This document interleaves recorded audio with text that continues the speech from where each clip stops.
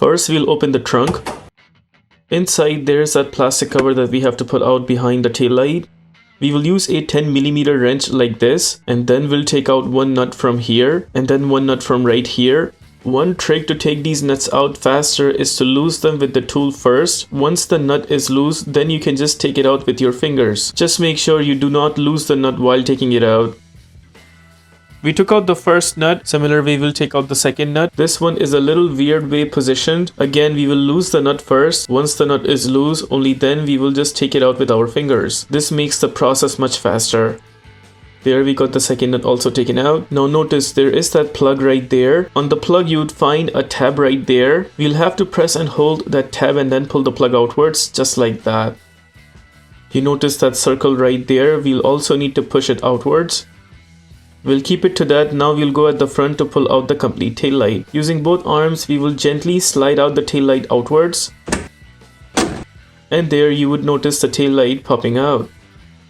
In my case, the tail light is good, but in your case, if you have a new tail light and you want to install it back, notice the edge of the tail light has a position like that. This position has to be slided in that bracket right there. In my case, for some reason, that clip right there is broken, but in your case, you should see that clip right there, and it has to be slided in that position of the tail light. After that, you would notice there are two pointers right there. These two pointers are supposed to go into these two positions right there. So make sure to punch in the tail light back, keeping in mind all these positions. Now we'll go ahead and punch in the harness back, making sure that the rubber cover is also completely in. We'll have to make sure that the rubber cover is pushed from all over the edges until the cover completely goes in.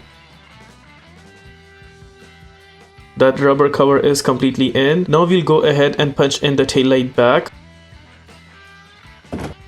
Once it's sitting properly, only then give it a final push from the front.